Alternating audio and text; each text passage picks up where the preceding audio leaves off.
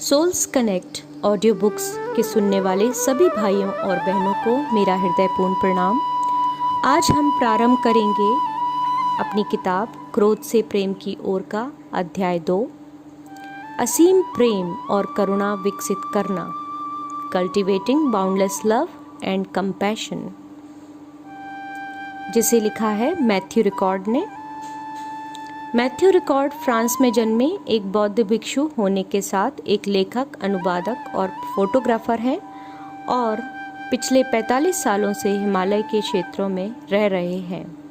तो चलिए प्रारंभ करते हैं अध्याय 2 का भाग 1, एक बौद्ध दृष्टिकोण, अ बुद्धिस्ट पर्सपेक्टिव। मैं एक सच्ची कहानी से शुरुआत करता हूँ। दलाई लामा के एक चिकित्सक डॉक्टर तेंजिन चोद्रक को कम्युनिस्ट चीन में 25 सालों तक जबरन श्रम शिविर में बंदी बनाकर रखा गया। उन्हें अपने अत्याचारियों से कोई सहानुभूति न थी, लेकिन वे उनसे नफरत भी नहीं करते थे। कारावास में यातना सत्रों से गुजरने के बाद वे हर बार उन अत्याचारियों सहित समग्र प्राणियों के लिए पुनः करुणा महसूस कर पाते थे। उनकी नज़र में वे अत्याचारी गुमराह हो चुके लोग थे और इसलिए वे सभी उनकी करुणा के पात्र थे, न कि नफरत के। उनका मानना था कि यदि उनका हृदय हमेशा ही द्वेष और शत्रुता के भावों से भरा होता तो इतने सालों तक वे उन भयानक परिस्थितियों में जीवित नहीं रह पाते। प्रेम और करुणा ने उनके जीवन को एक अर्थ दिया। जैसे कि शाक्य मुनि बुद्ध ने कहा था, अगर नफरत का जवाब नफरत हो तो फिर नफरत कभी खत्म नहीं होगी। 7वीं सदी के एक अन्य महान बौद्ध गुरु शांतिदेव ने कहा था, क्रोध से बड़ा कोई पाप नहीं है, सहनशीलता से बड़ी कोई तपस्या नहीं है।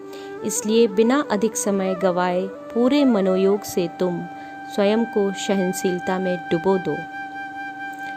सहनशीलता निष्क्रिय कमज़ोर मन से सहते रहने में स्थित न होकर एक शक्तिशाली निडर प्रेम और आंतरिक स्वतंत्रता में स्थित होती है। 19वीं सदी के एक जाने माने व लोकप्रिय तिब्बती गुरु पत्रुल रिनपोचे ने लिखा, प्रेम नामक हथियार से अपने नफरत रूपी शत्रु को हराओ। अपने 6 लोगों के जीवों के परिवार की रक्षा करुणा के कुशल साधन से करो।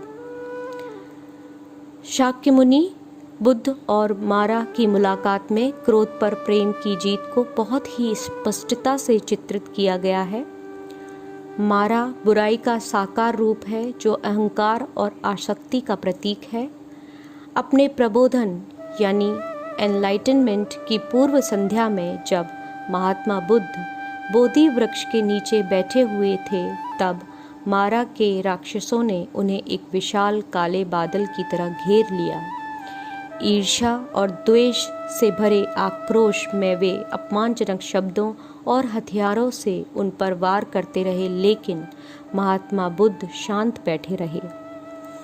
वे प्रेम और करुणा से ऐसे भरे हुए थे कि उनके अपमानजनक शब्द मधुर गीतों में परिवर्तित हो गए और फेंके हुए हथियार फूलों की बरसात में।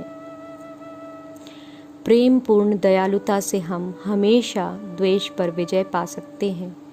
दुश्मनी और आक्रामकता का सामना करने से ही आपकी जागृत हो रही चेतना का विस्तार होगा।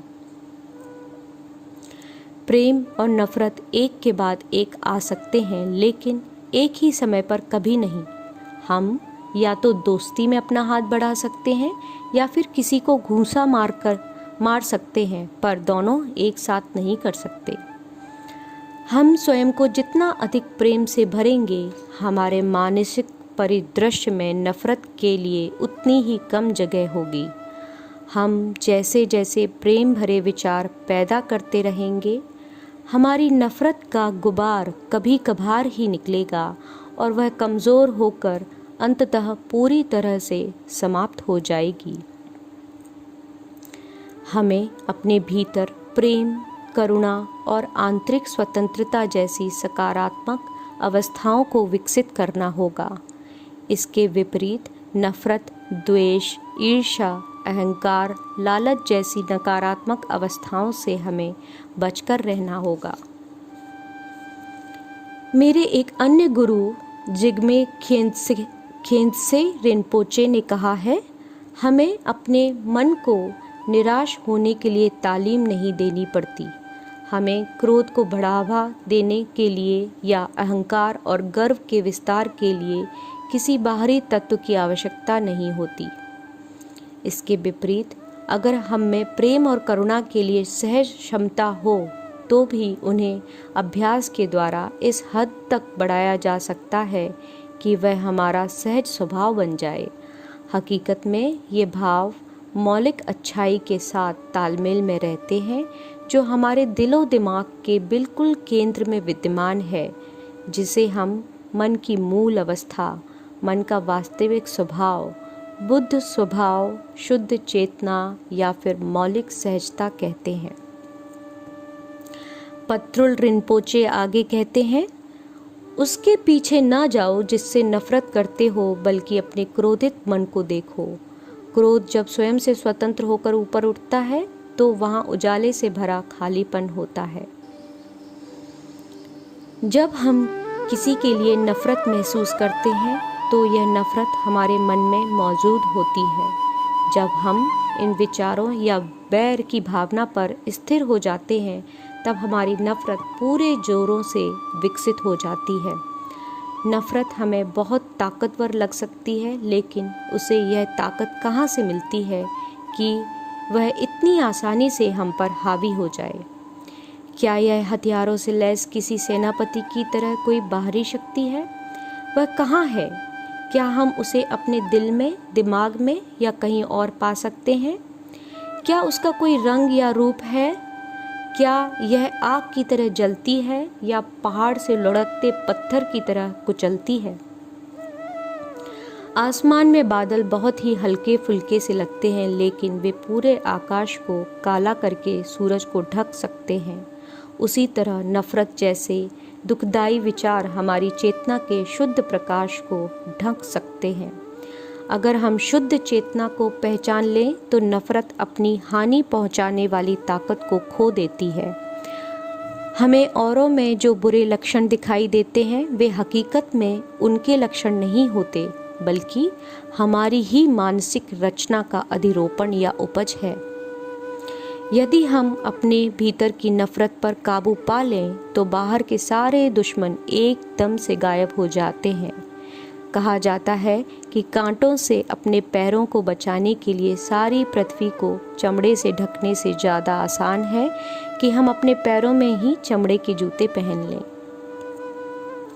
फ्रेंच कवि क्रिश्चियन वॉबिन ने लिखा है, आप चाहें किसी से भी मिलें, लेकिन यह जान लें कि वे कई बार विकट परिस्थितियों से गुजरे हैं। जब किसी इंसान का मन पहले से ही नफरत की आग में जल रहा हो, तब उसके प्रति करुणा दिखाना ठीक वैसे ही है जैसे कोई चिकित्सक किसी मानसिक रूप से अस्वस्थ रोगी का इलाज करता है।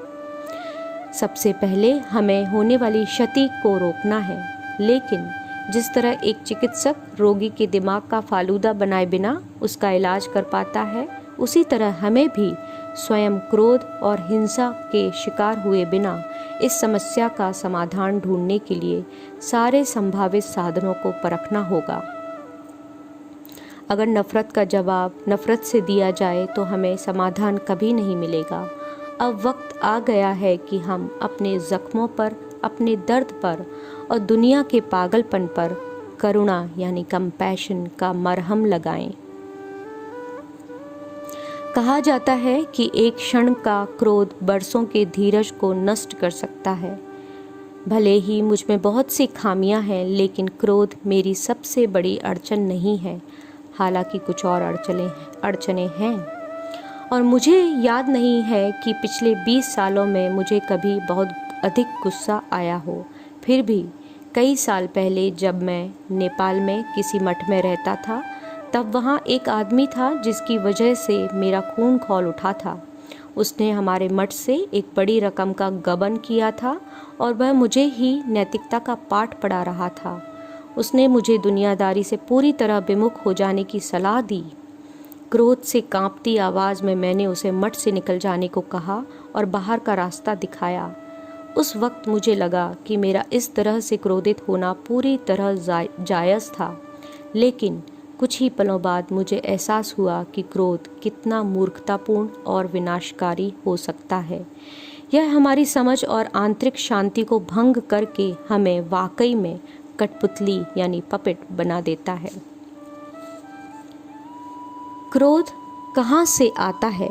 Where does anger come from? हम अगर खुद पर बारीकी से गौर करें तो हम पाएंगे कि क्रोध का अनुभव तेज बुखार आने जैसा है। यह एक अस्थायी स्थिति है और हमें उसे बढ़ावा देने की ज़रूरत नहीं है। जब हम क्रोध को इस दृष्टि से देखते हैं, वह हमारी नज़रों के सामने से ठीक उसी तरह गायब हो जाता है जैसे सुबह धूप निकलते ही कोहरा छट जाता है। क्रोध कहाँ से आता है, वह कैसे बढ़ता है और फिर कहाँ गायब हो जाता है? यह बस यकीन से इतना ही कह सकते हैं कि यह मन में पैदा होता है, पल दो पल वहाँ रुकता है और फिर गायब हो जाता है, ठीक उसी तरह जैसे समंदर में लहरें उठती हैं और फिर उसी में विलीन हो जाती हैं। मेरे मूल गुरु डिल्गो खेंत्से रिनपोचे ने कहा था, क्रोध के पैदा होने पर जब हम यह जान लेते हैं कि उसका कोई मूल अस्तित्व नहीं है, तो हम सहज ही उससे मुक्त हो जाते हैं। यह मुक्ति उतनी ही सहजता से हो जाती है जैसे पानी की सतह पर बना हुआ कोई रेखा चित्र विलीन हो जाता है। नफरत, लालच, अहंकार या ईर्ष्या जैसी भावनाओं को अपने अंदर पैदा करके उन्हें एक स्पष्ट रूप देने की अपने मन की शक्ति को हमें कभी कम नहीं आंकना चाहिए। जब हम किसी चीज़ से नफरत करते हैं तो उसकी अच्छाइयों को नज़रअंदाज करते हैं और बुराइयों को बहुत ज़्यादा तूल देने लगते हैं। जैसे कि मनोवैज्ञानिक आरोन बेक ने कहा, किसी भी असली या काल्पनिक खतरे के समय हमारे पक्षतापूर्ण विचार और पूर्वाग्रह हमारे मन को जकड़ लेते हैं। यह ठोस मानसिकता मन का कारागार ही हमारी अधिकांश नफरत और हिंसा के लिए जिम्मेदार है। जब हमारा मन शत्रुता और द्वेष से भरा होता है तो उसे यह भ्रम हो जाता है कि उसकी असंतुष्टि या उदासी का स्रोत कहीं बाहर है। जब हमें यह लगता है कि हमारे साथ कुछ गलत हुआ है या हमें कोई खतरा है, तो हम सामने वाले व्यक्ति या समूह के सिर्फ नकारात्मक पक्ष पर केंद्रित हो जाते हैं। हम लोगों और घटनाओं को परस्पर संबंधित कारणों और स्थितियों के एक व्यापक ताने बाने के रूप में देखने में असफल होते हैं। शत्रु की निंदनीय छवि बनाकर हम उस धारणा को पूरे व्यक्ति या वर्ग पर लागू कर देते हैं। हम उनकी नीच या घृणित आदतों को उनका स्थायी और मूल स्वभाव मान लेते हैं और उस परिस्थिति का पुनर्मूल्यांकन करना भी ज़रूरी नहीं समझते। ऐसा करके हम अपनी उस स्वाभाविक अच्छाई को ढक लेते हैं जो हमें औरों को समझने में मदद करती है कि वे भी दुखों से बचने व खुशी पाने की अभिलाषा रखते हैं। नफरत को सिर्फ क्रोध के जरिए ही व्यक्त नहीं किया जाता, बल्कि मौका मिलते ही क्रोध फूट पड़ता है। यह दूसरी नकारात्मक भावनाओं और प्रवृत्तियों से भी जुड़ा होता है, जैसे उग्रता, द्वेष, कड़वाहट, असहनशीलता, निंदा और सबसे अधिक अज्ञानता। जब हम या हमारे प्रियजन किसी खतरे का सामना कर रहे हों, तब यह भय से भी उत्पन्न हो सकता है। अपने निकट संबंधियों से जुड़ी हमारी रोज़ाना की नफ़रत को पहचानना तो हम सीख ही सकते हैं। अगर हमें अपने भाई से, अपने सहकर्मी से या अपने पूर्व पति या पत्नी से नफ़रत है तो क्या होता है? हम उन्हीं के विचारों से ग्रसित रहते हैं, उस नफ़रत को अपने भीतर बसा लेते हैं। हम उन्हीं की सोच में डूबे रहते हैं। उनका चेहरा, आदतें, उनका विचित्र व्यवहार हमारे मनस्पटल पर इस कदर छाया रहता है कि आखिरकार हम बौरा जाते हैं। लगातार कायम रहने वाला हमारा जुनून एक साधारण सी घृणा को मानसिक उत्पीड़न में बदल देता है। नफरत के पीछे की परिस्थिति और तीव्रता चाहे जो भी हो, वह स्पष्ट रूप से विनाशकारी ही होती है। एक बार नफरत हम पर हावी हो जाए तो हम अपने वश में नहीं रहते और प्रेम व करुणा नहीं जता पाते। फिर भी नफरत महज चंद विचारों से शुरू होती है। जैसे कि महात्मा गांधी ने कहा था, अगर हम आँख के बदले आँख और दांत के बदले दांत की मांग करने लगे तो बहुत जल्द सारी दुनिया अंधी और पोपली हो जाएगी। बदला लेने के नियम को लागू करने की बजाय क्या अपने मन से इस विनाशकारी द्वेष को दूर करना बेहतर नहीं होगा? भले ही इस तरह का काया पलट कम ही होता है। न्यूरेमबर्ग के सिर्फ एक तोहमतदार अल्बर्ट स्पीयर को अपनी करनी का पछतावा हुआ था, फिर भी हम उम्मीद तो कर ही सकते हैं। ऑशविट्ज़ में अपनी मृत्यु से कुछ महीने पहले एटी हिलेसम ने लिखा था, मुझे और कोई रास्ता नज़र नहीं आ रहा। हम में से हर एक को अपने भीतर देखना होगा और हर उस चीज़ को बाहर निकाल फेंकना होगा या नष्ट करना होगा जो उसे लगता है कि दूसरों में से निकाल फेंकना या नष्ट करना चाहिए। अगर हम इस दुनिया में एक रत्ती भर नफ़रत भी और लेकर आएंगे तो यकीनन यह दुनिया हमारे लिए पहले से भी अधिक असह्य हो जाएगी। तो भाग 1 को हम यहीं विराम देते हैं। भाग 2 को लेकर शीघ्र ही आपके समक्ष प्रस्तुत होंगे। तब तक के लिए आप सभी का हृदय से धन्यवाद एवं आभार है। कृपया इस चैनल को लाइक करें, शेयर करें और सब्सक्राइब करें और अपने कमेंट बॉक्स में ज़रूर दें। इससे हमारी हौसला अफजाई भी होगी और हमें सुधार भी करने का मौका मिलेगा।